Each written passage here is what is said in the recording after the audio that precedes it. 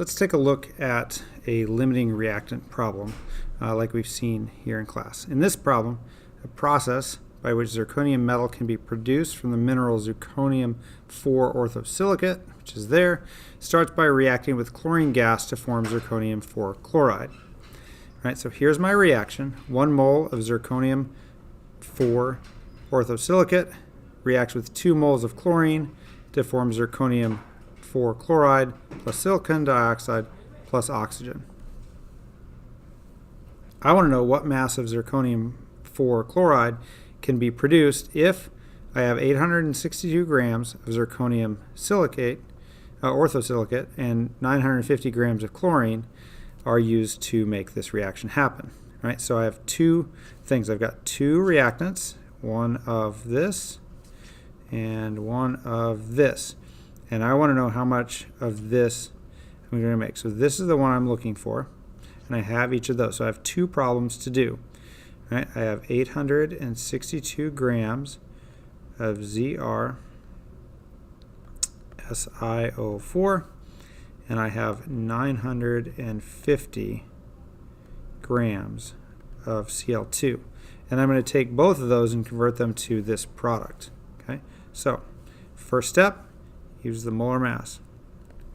1 mole of ZrCl ZR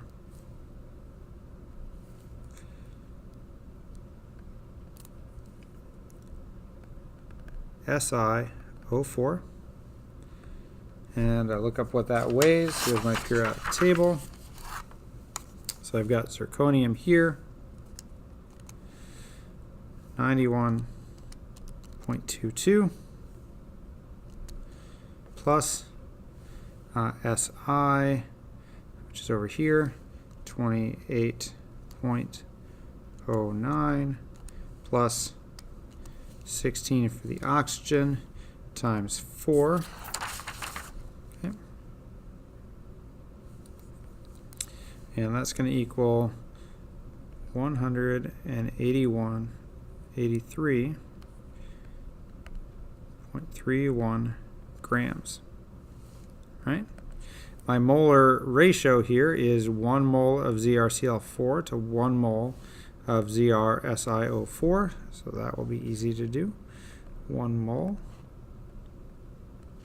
ZrCl4 for every 1 mole ZrSiO4.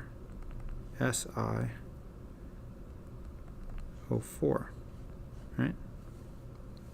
I want to know what mass will be produced here, so I'm going to need grams, so I've got to convert this to moles. 1 mole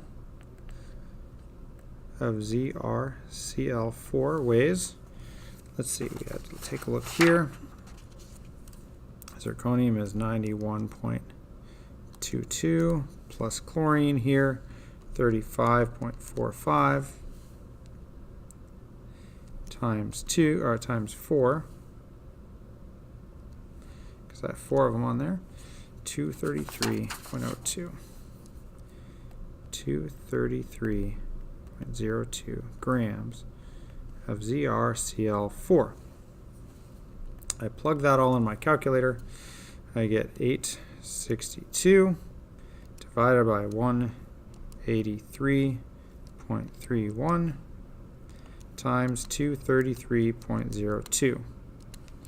And I get 1096 grams of ZrCl4.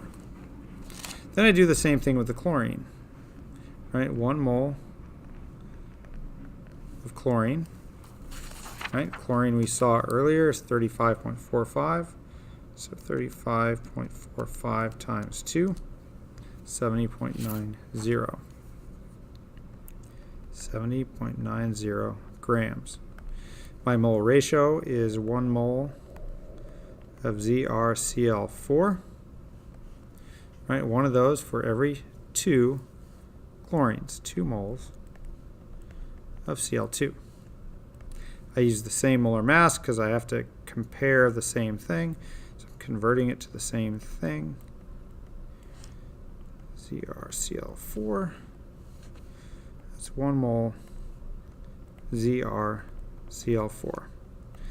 I plug that in, 950 divided by 70.90 divided by 2 times 233.02,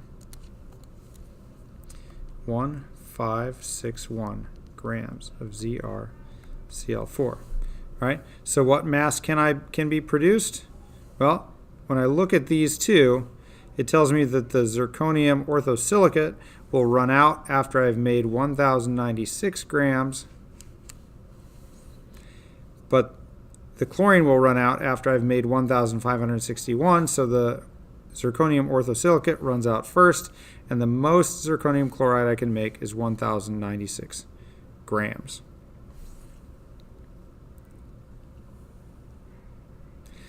In another problem, I'm going to take barium carbonate and nitric acid and make some barium nitrate, carbon dioxide, and water. And I want to know what mass of barium nitrate I'm going to be formed by mixing these two.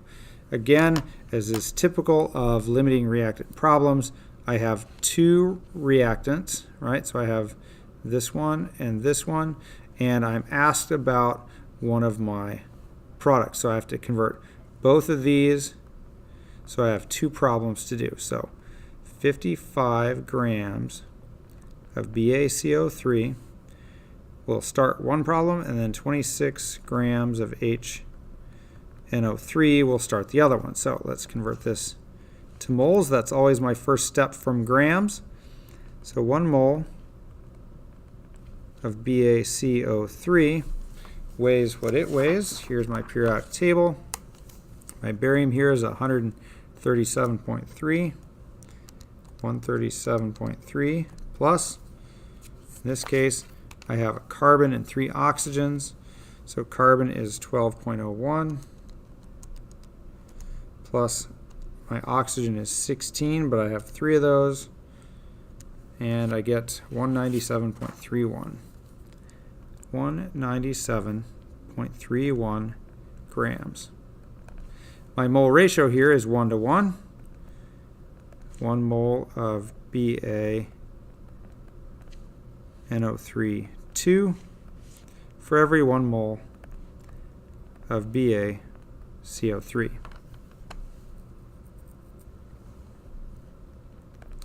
Then I convert it back because I'm looking for mass, so I need grams. So barium nitrate, I got to add that up, about 1 mole of BaNO3 2. Again, I look on my periodic table. Barium is 137.3 plus, in this case, for barium nitrate, I have 2 nitrogens. So nitrogen is 14.01 times 2, and I have 6 oxygens there, so plus 16 times 6 gets me 261.32 grams of BaNO3 2. Right, so I'm going to plug that in my calculator here. Right, let's clear this off. 55 divided by 197.31.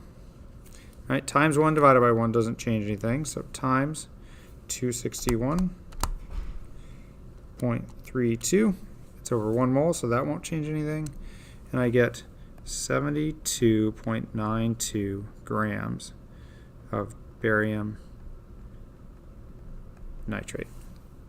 Okay, now let's find out if this is going to give me more or less of that barium nitrate. Right, so once again, I need grams to moles, so I need a molar mass.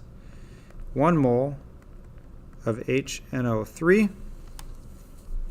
Right, I have to add up those things. I can remember those numbers from earlier. 1.008 is my hydrogen plus 14.01 for the nitrogen plus 16 times 3 for the oxygen, and I get here 63.02 grams for HNO3, for a mole of HNO3. So now I need the mole ratio. again, I convert to the same thing, so I'm going to still have 1 mole of BaNO3, 2. And on the bottom here, I'm going to need the nitric acid, so that's here. It's 2 moles of HNO3 down here. 2 moles of HNO3 for 1 mole of barium nitrate. Same thing here, 261.32 grams of BaNO3, 2 per mole.